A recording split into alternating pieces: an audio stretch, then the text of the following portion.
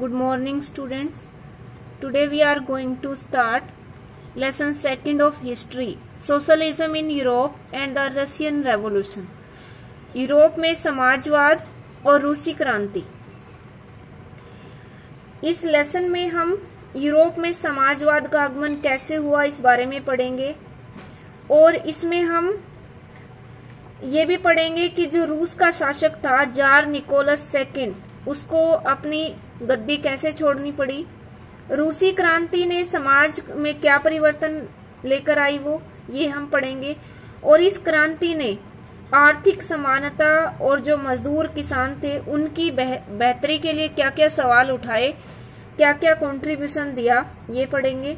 और इस लेसन में हम जो नई सरकार वहां पे बनी जिसको सोवियत सरकार कहा जाता था, उसने क्या वो बदलाव लेकर आई, उसके सामने फिर क्या समस्याएं आई और सरकार ने उन समस्याओं को कैसे निपटाया, क्या कदम उठाए उनको निपटाने के लिए, ये हम जानेंगे।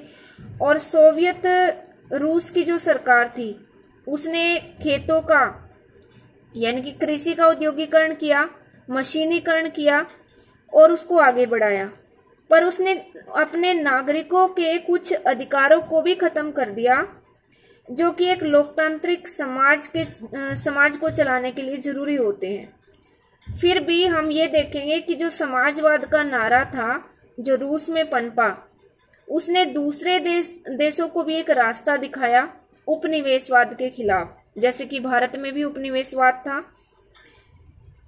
और आज के टाइम में जो सोवियत संघ है वो बिखर चुका है, टूट चुका है और जो समाजवाद है वो संकट में है। फिर भी हम ये कह सकते हैं कि समाजवाद ने 20वीं शताब्दी में एक अलग तरीके से उभर कर सामने आया, एक शक्तिशाली ताकत के रूप में। तो आज हम ये लेसन शुरू करेंगे, the age of social change, सामाजिक परिवर्तन का युग। इन द प्रीवियस चैप्टर, पिछले लेसन में, you read about the powerful ideas of freedom and equality. आप समानता और स्वतंत्रता का जो शक्तिशाली विचार था उसके बारे में पढ़ चुके हो। That circulated in Europe after the French revolution, जो फ्रांसीसी क्रांति के बाद पूरे यूरोप में फैल गया था। The French revolution opened up the possibility of creating a dramatic change in the way in which society was structured, यानी कि जो सामाजिक ढांचा था उसके अंदर जो फ्रेंच रेवोल्यूशन थी, फ्रांसीसी क्रांति, उसने नाटकीय बदलाव की एक संभावना सबके सामने खोल दी। एज यू हैव रेड, जैसा कि आप पढ़ चुके हो, before the 18th century society was broadly divided into states. First chapter में आपने ये पढ़ा कि 18वीं शताब्दी का जो यूरोप था वो एस्टेट में बटा हुआ था और ऑर्डर्स में, ऑर्डर्स मतलब श्रेणियों में बटा हुआ था। And it was the aristocracy and church which controlled economic and social power. Aristocracy होते हैं पीपल ऑफ हाई सोसाइटी, जो कुलीन वर्ग होता है। तो कुलीन वर्ग और चर्च जो था उसने आर्थिक और सामाजिक शक्ति के ऊपर नियंत्रण कर रखा था। सडनली आफ्टर द रिवॉल्यूशन, इस क्रांति के बाद अचानक, it seemed possible to change this, इसको बदलना पॉसिबल लगा, संभव लगा। In many parts of the world including Europe and Asia, Europe और एशिया समेत दुनिया के बहुत सारे हिस्सों में new ideas about individual rights and who control social power began to be discussed. नए नए विचार जो थे वो डिस्कस होने शुरू हो गए और वो विचार क्या थे? व्यक्तिगत अधिकारों के बारे में और जो सोशल पावर है, सामाजिक जो शक्ति है, उसको कौन नियंत्रित करेगा, कौन कंट्रोल करेगा, इस बारे में डिस्कस होनी शुरू हो गई। इन इंडिया, भारत में भी राजा राम मोहन राय, आपने प्रीवियस छोटी क्लासेस में पढ़ा होगा, ये Raja Ram Mohan Roy and Derozio talked of the significance of the French revolution. Bharat में भी राजा राम मोहन राय और डेरोजियो जो थे उन्होंने फ्रांसीसी क्रांति के महत्व के बारे में बात की। And many others debated the ideas of post revolution Europe, post revolutionary Europe. और बहुत सारे जो दूसरे लोग भी थे, दूसरे नेता थे, उन्होंने डिबेट किया यानी कि बहस की। पोस्ट रिवॉल्यूशनरी होता है क्रांति के बाद का जो यूरोप था उसके विचारों के बारे में उन्होंने बहस की। The developments in the colonies उपनिवेशों में जो भी विकास हुआ, जो घटनाएं घटी, in turn reshaped these ideas of societal change. सामाजिक बदलाव के जो ये विचार थे, इन बदलावों को उन्होंने एक नया रूप दिया, एक नई शेप दी।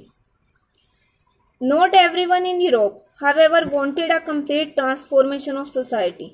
यूरोप में भी प्रत्येक व्यक्ति समाज का पूरी तरह से ट्रांसफॉर्मेशन नहीं चाहता था, समाज में पूरी तरह से परिवर्तन नहीं चाहता था प्रत्येक व्यक्ति।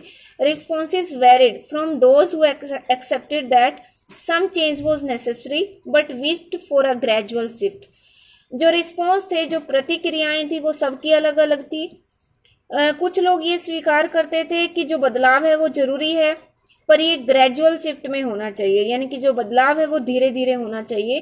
To those who wanted to restructure society radically, और वो समाज को धीरे धीरे कंस्ट्रक्ट करना चाहते थे, धीरे धीरे समाज का पुनर्निर्माण करना चाहते थे। सम वर कंजर्वेटिव्स, ये टर्म्स जो है बहुत इंपॉर्टेंट है। कुछ उनमें से कंजर्वेटिव थे, रूढ़िवादी, जो पुराने विचारों से चिपके रहते हैं। अदर्स वर लिबरल्स, कुछ उदारवादी, और रेडिकल्स, और कुछ radical means who wanted to change the society, जिसको हम परिवर्तनकारी कह सकते हैं। What did these terms really mean in the context of the time? समय के संदर्भ में इन शब्दों का क्या मीनिंग था? What separated these trends of politics, और राजनीति के इन रूपों को किस चीज ने सेपरेट किया, यानी कि इनके अंदर क्या चीज ऐसी थी जो इनमें आपस में समान नहीं थी, असमान थी। And what linked them together, और किन चीजों ने उनको आपस में जोड़ा, इन तीनों को, यानी कि क्या चीज उनमें समान थी, एक जैसी थी। वी मस्ट रिमेम्बर दैट, हम ये चीज अवश्य याद रखेंगे, that these terms do not mean the same thing in all context of और एट ऑल टाइम्स, कि ये जो टर्म्स थी, इनका जो मीनिंग है वो सभी संदर्भों में या सभी समय पर सेम नहीं था, एक जैसा नहीं था। We will look briefly at some of the important political traditions of the 19th century. हम संक्षिप्त रूप से जो महत्वपूर्ण राजनीतिक परंपराएं हैं 19th सेंचुरी की, उनके बारे में पढ़ेंगे। And see how they influence change, और हम ये भी देखेंगे कि उन्होंने बदलाव को कैसे प्रभावित किया, इन्फ्लुएंस किया। Then we will focus on one historical event, फिर हम एक ऐतिहासिक घटना पर फोकस करेंगे, ध्यान केंद्रित करेंगे। In which there was an attempt, जिसमें कोशिश की गई at a radical transformation of society, समाज का परिवर्तन करने की। Through the revolution in Russia, रूस में एक क्रांति के माध्यम से socialism became one of the most significant and powerful ideas to shape society in the 20th century. समाजवाद जो था वो एक बहुत ही महत्वपूर्ण और एक शक्तिशाली विचार बन गया 20वीं शताब्दी में सोसाइटी को शेप देने के लिए, 20वीं शताब्दी में समाज को आकार देने के लिए या एक नया स्वरूप प्रदान करने के लिए समाजवाद जो था वो एक महत्वपूर्ण और शक्तिशाली विचार बन गया। और ये विचार किसके माध्यम से? रिवॉल्यूशन यानी कि क्रांति के माध्यम से ये एक विचार निकलकर सामने आया।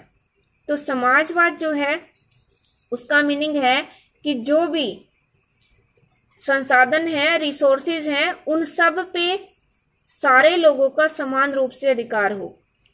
जो आर्थिक असमानताएं हैं, सामाजिक असमानताएं हैं, वो सब दूर हो और सभी तरह के लोग इसमें मतलब एक जैसे इक्वल राइट्स हों सबके पास, सभी के पास इक्वल रिसोर्सेज हों, समान संसाधन हो, और सरकार का या किसी निजी व्यक्ति का यानी कि किसी भी हम ये कह सकते हैं कि जो हाई सोसाइटी के पीपल थे केवल उन्हीं लोगों के हाथों में शक्ति ना हो, बल्कि इसमें समाज के जितने भी रिसोर्सेज हैं, समाज के सभी लोगों का समान रूप से अधिकार हो। इसको सोशलिज्म कहते हैं।